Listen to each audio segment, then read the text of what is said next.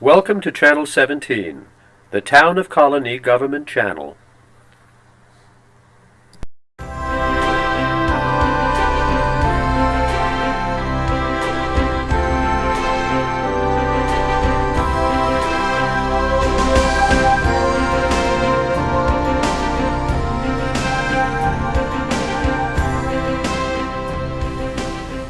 Welcome to the first program in our new series on parenting in the 21st century. Our guest today is Amy DeWeerd, a kindergarten teacher in the Capital Region Public Schools for 20 years. Amy is the co-author of a book called Ready to Learn. Let's go meet her. So much for coming today. I'm hoping today to have a discussion with you about the academic pressures that kindergartners and the early primary grade students face today. It's been in the news a lot lately. But first, I'd like to kind of get to the theme of our series on parenting. What can parents do to help ease the transition for their children into kindergarten and to be successful in the early primary grades? Well, you're absolutely right about the pressures in kindergarten and how much they've increased in kindergarten and the primary grades. And there's a lot parents can do to help ease that and to help prepare their children. One of the things, and why it's such a great thing to be here and have this opportunity to talk about this, is that parents will say to me middle of the year or the end of the school year, I wish I had known that when my child was 3 or when my child was 4 and I was getting them ready for school. So one of the first things is to take a deep breath. For the parents to just relax and realize that yes, the pressures are out there, but children are still children. They're 4 years old, they're 5 years old, they're coming into kindergarten, and the teachers know that they're just kindergartners. So as the pressures change and the standards and the expectations and testings change, the teachers still know children all develop differently. They all come in at different ability levels, both socially and academically. So first thing is to just relax a little bit and not let all the pressures in the media get to them. Secondly, to realize that there are really 2 ways to get the children ready. Partly they have to be ready socially, and that's important in terms of how they mix with the other classmates and how independent they are and how well they can care for themselves in the classroom. Can they raise their hand and ask for help if they need it, or are they too shy? And the way that parents can help with that, ideally, is to build that independence with their children, to ask their children to speak up when they need something, to not do everything for them at home, and also to set up situations where the children have play opportunities. Many children go to preschool today. Some do still stay at home, and some stay at home with just grandma and 1 child, or with mom and 1 child. And so they need opportunities to play with other children, to learn how to cooperate, how to share, how to problem solve. In the academic piece, really, I think many parents feel that they've got to drill their children right off the bat. They really can't send them to school unless they already know their ABCs and they know the letter sounds and they are already showing an interest and an eagerness to read and they know their numbers. And I know there are parents out there buying flashcards when their kids are 4 and they're doing workbooks already, and there are preschools following suit. Really, if you've read a lot to your child and spent a lot of time with them in that experience of reading, not the drill and practice, but the joy of reading, and you stop as you're reading a story and ask them, what do you think will happen next? Get them thinking about and engaged in the story, or, gee, have you ever felt like that character in the story? Asking them to draw a picture, what was the story about, or what was your favorite part? Reading stories that are different genres, different styles of stories, reading fiction, reading nonfiction, reading adventure, reading something to help them know what they might experience. You're going to go on a trip somewhere, you read a story about that first. Those kinds of things and the talking about the stories go a very long way to help prepare children to learn to read. If you had to choose between, knowing all of your letters and your letter sounds when you come, or having had the experience of being read to a great deal and a rich variety of types of stories, that would weigh out as a more valuable piece. Additionally, the children that are aware of letters in our surrounding and letter sounds are at an advantage. But the ideal way to teach them that is in a natural way. And so by natural, what I mean is when you're in the grocery store with your little one and they're bouncing off the walls with energy and you're walking down the aisle, you can say to them, oh, look, we're in the candy aisle. And, oh, there's marshmallows. Look at that. Maggie, marshmallow starts with M just like Maggie. Do you see that M on the bag? Just like in your name. And just draw their attention to it in their environment. And then children are so curious. Then all of a sudden they're interested. You'll go to the next aisle and they'll say, Mommy, what's that letter on that box? And then you can tell them. So it sounds like there's a lot that parents can do to help kids both ease the transition and help them succeed. Absolutely. And what is different now in what is expected of kindergartners when they enter school, and also just participating in the school day for the early primary grades? So much is different. Honestly, because I've been teaching kindergarten, I haven't changed grade levels in 20 years, I've really seen a huge transition. Basically, I'm teaching first grade to kindergartners today, and it's true.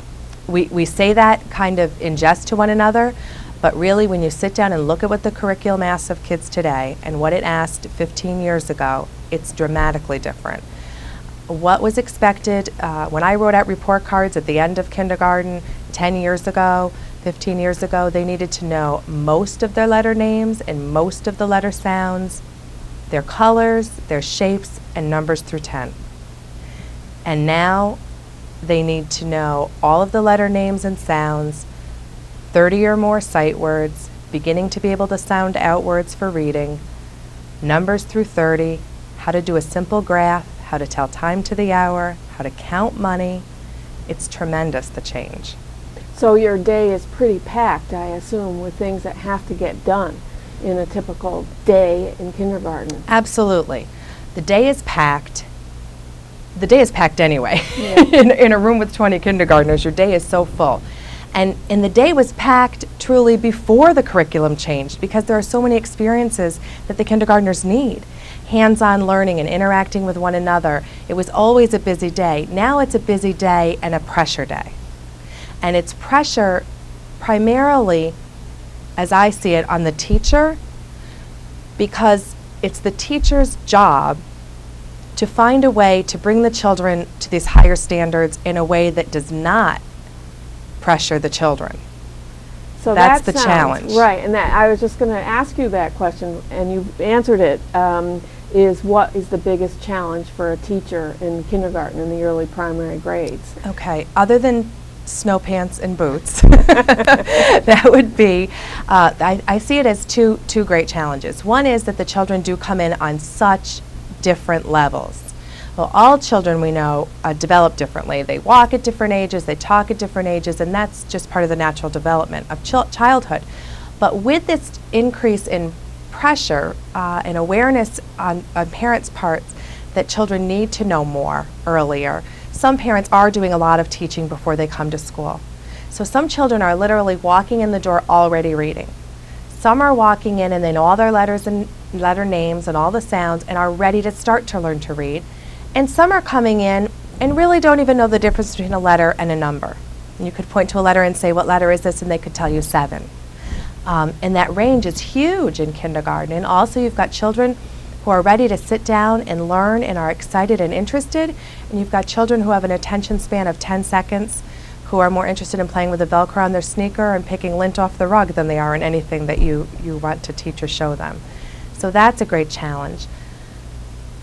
And then I feel personally that the bigger challenge and importance for the teacher is to find a way to impart this information to the children so that they are not stressed out, so that they are still loving school and loving learning. So it's an educational retraining for you, it sounds like, when you have to continuously find ways to Absolutely. not pressure the kids but encourage them to learn. Right. What do you think that there is a bigger gap these days among the children in your class in terms of readiness? And along with that, what are the signs of readiness for school?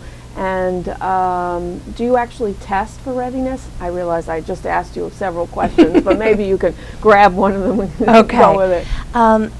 In terms of what are the signs of readiness, the schools do, I believe the majority of schools in New York State, we do a readiness screening as the children enter kindergarten. And that's typically done the spring before school starts, before their school year starts. The children are assessed on what they currently know. The thing for teachers and parents to keep in mind is it's not a predictor of success in school. It just tells you what they know right then. And that information in the district where I teach is used simply to make sure that we have balanced classrooms, children of varying levels of what they know so that it's balanced. So in each classroom there's a variety of abilities with the children. No one is tested and then told you can't come to kindergarten, you're not ready. Okay? In terms of what are the signs of readiness, a child who's able to separate from parents is an important one. Sometimes you go up to the child to just greet them for the screening and they're terror-stricken and hanging on to mom, and mom has to come too, and they're very anxious, and that's a child who's going to have a harder time starting in the fall. So that's number one, being able to follow simple directions, which parents always laugh when we talk about we want your child to be able to follow directions. The parents laugh and roll their eyes. But truly, not a willingness, but are they able? If you say to your child, I want you to put your pajamas on the bed and go get your toothbrush, can they do both? Will they hold both directions in their mind, or will they put the pajamas on the bed and forget? If you go back to them, can they remember it?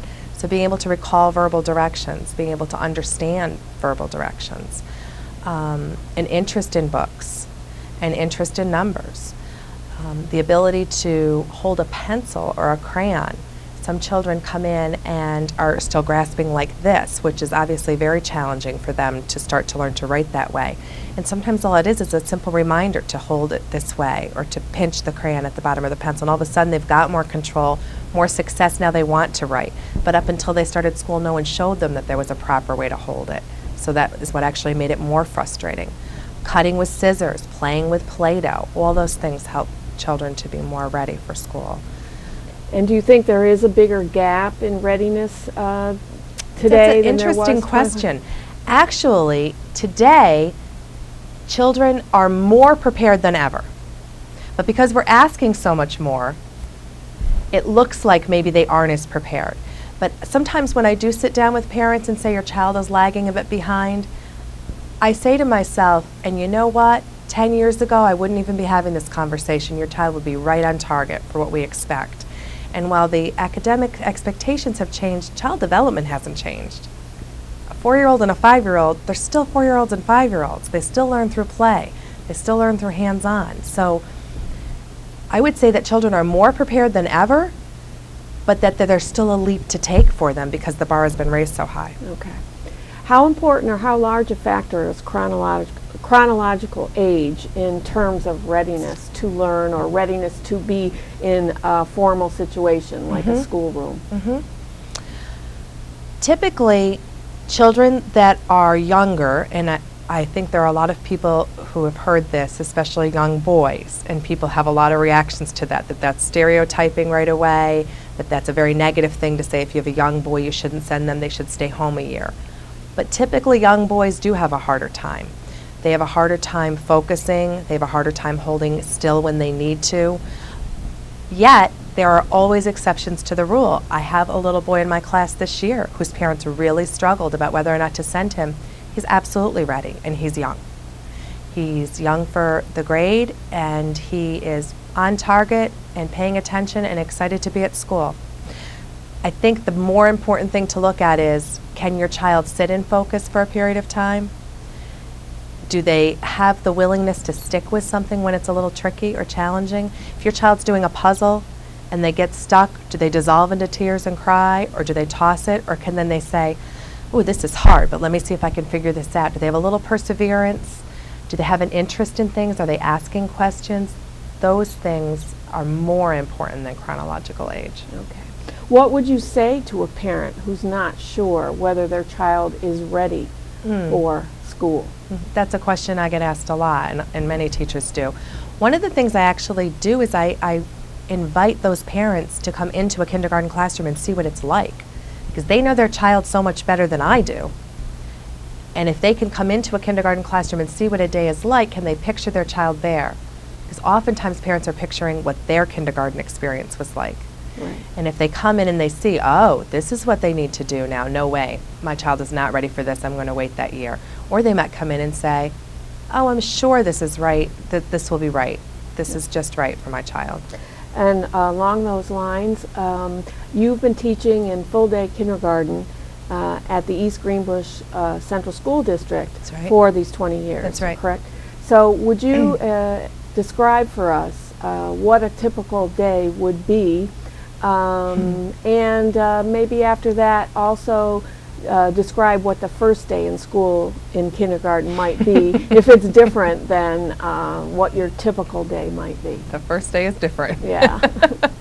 The first day, the whole goal is to get from the bus to the classroom and from the classroom back to the bus at the end of the day.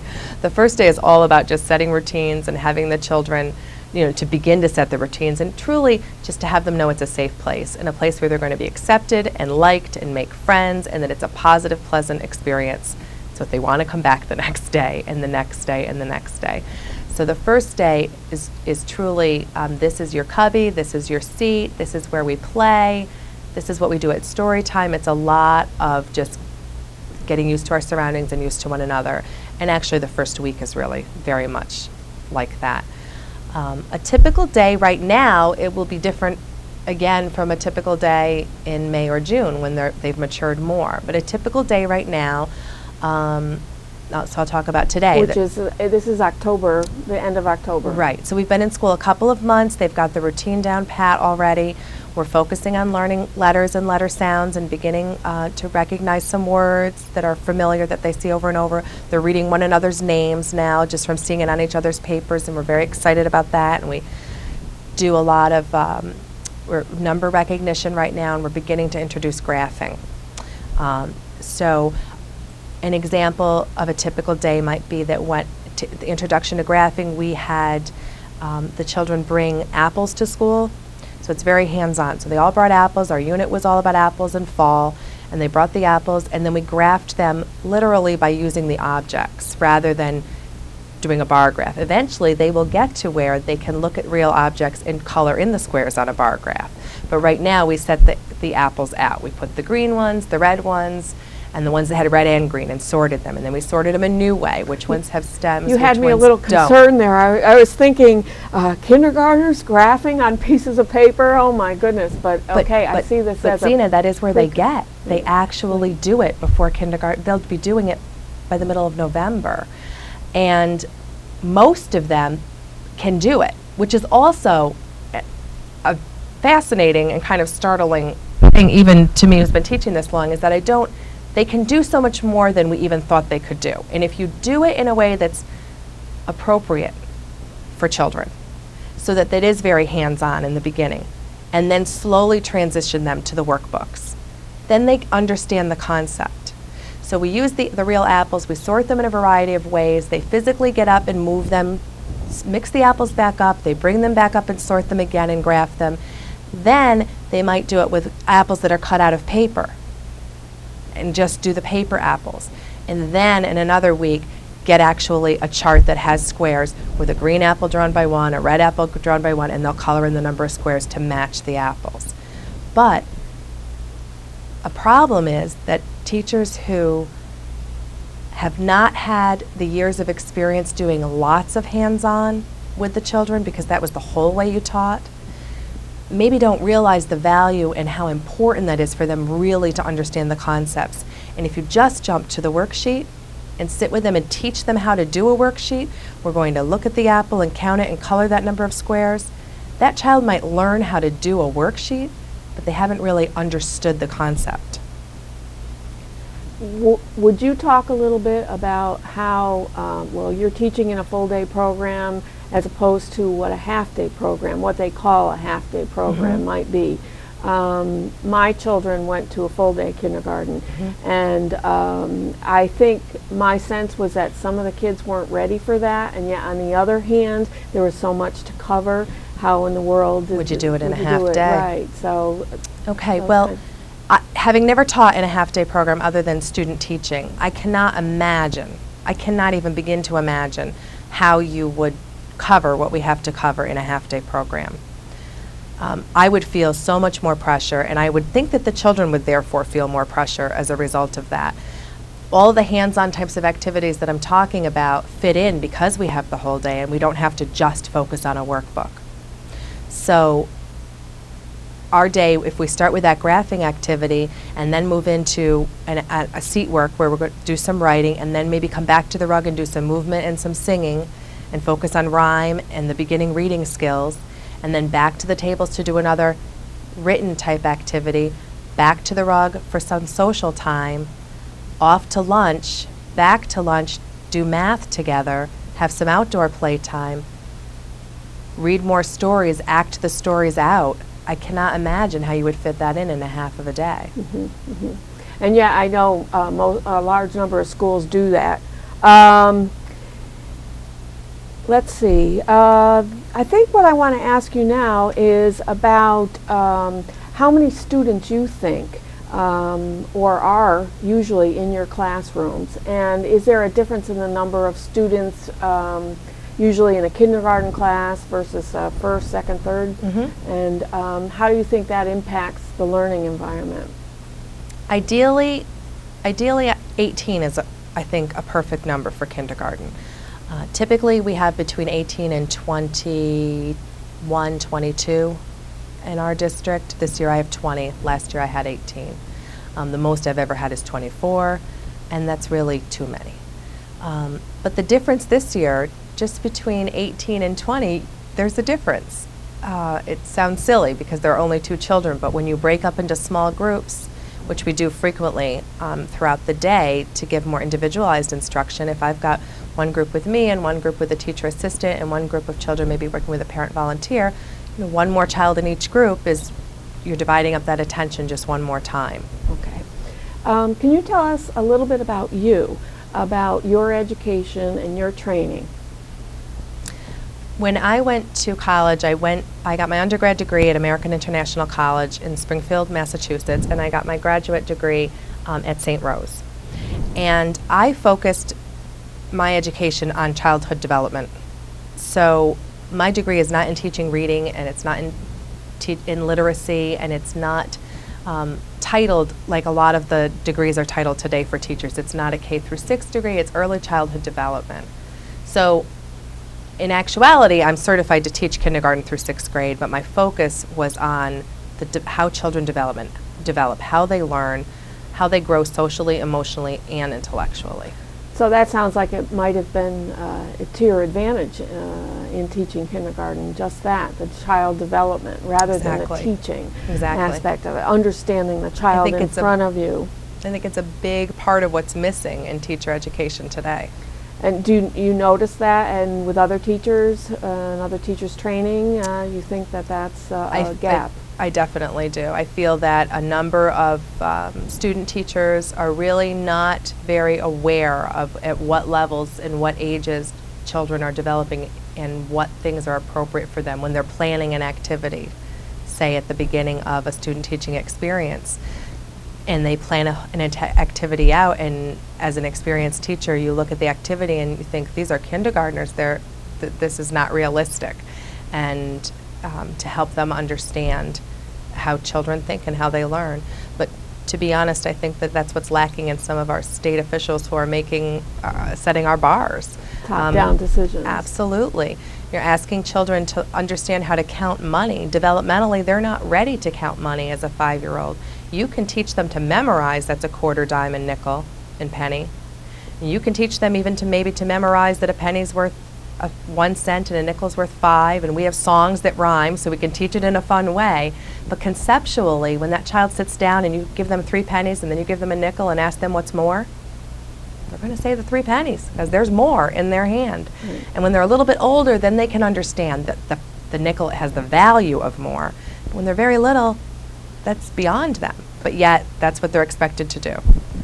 Have you ever considered teaching other than kindergarten, or was that always your goal? It was always my dream. It's always been my favorite age. I do sometimes consider teaching an older grade, and I think it's usually around snow pants and boots time when I consider that. It's not anything to do with what we teach the kindergartners. The times when I consider it and really think about it, usually something magical happens in my classroom the next day, and I think, how could I ever leave kindergarten? Because they are so enthusiastic and so eager to learn. What advice would you give to someone who is thinking about teaching in the early primary grades? The more time they can spend around young children, the better. And that experiential learning, whether they can have that by volunteering at a daycare or a preschool or getting a job there or babysitting a lot, the more they know children, the better prepared they'll be. That sounds like very good advice. I want to give you a chance to talk about your new book called Ready to Learn: How to Overcome Social and Behavioral Issues in the Primary Classroom. I understand, I've read a little bit of it, that it is about using role-playing to guide children in what is expected of them and behaviorally and in social situations. I'm interested in perhaps you mentioning about how a parent might use some of these techniques as well as in the classroom for a teacher. Okay. Basically, the program was created to help teachers, and parents do use it as well, to help shape the children's behavior and also their attitudes and their social skills, and to do it in a way that the message is delivered to them so that they can take the message in and then be able to act on it in a completely new way. So we all know as parents and as educators also that lecturing or giving advice directly, that usually that's not particularly effective. The kids tune you out very quickly. At all ages. At all ages. So what this is based on is current psychology and educational developmental thinking, in that if you use metaphor, storytelling, or role play, you can deliver that message in a way that the children can hear it and understand it and identify with it. So for example, there's a story, the story that we just finished doing, the unit we just finished doing is the forest unit, and it starts out, it's about a group of animals that are lost. And the metaphor that represents the group of kindergartners first coming into a kindergarten classroom, a little overwhelmed, not familiar with their surroundings. That's what happens to the animals. And then a leader comes along in the story who's a bear, which represents the teacher. And in the story, some of the animals don't want to listen to the wise bear who's going to help them. Some don't want to share. Some are fearful and want to be back home. All of the same kinds of things the children are experiencing. And the children relate to that very easily. And then in the story, the animals come to realize that by listening to Wise Bear, they will get where they want to be. And they learn the skills. Wise Bear teaches them how do you share, how you cooperate. And because the children are listening to that story, instead of listening to me say, boys and girls, these are the rules, they are fascinated by it. They're so engaged in it. They sit down to play at the rug, and someone starts to grab, and you hear another child say right to them, as if it really is as if it's magic, because you expect the teacher to be the one to have to say it. Another child will say, this is like in the story. Remember when Frog and Rabbit wouldn't share and Wise Bear taught them to take turns? And the kids, you're on your way over as the teacher to solve it, and they're starting to do it on their own. And it's wonderful to see. It sounds like a wonderful technique. And I want to thank you, Amy, for coming today to talk to us about your experiences in the classroom and the experiences of your children in the classroom as well. Thank you for having me. It's a pleasure. Thank you very much for tuning in to our first program on parenting in the 21st century.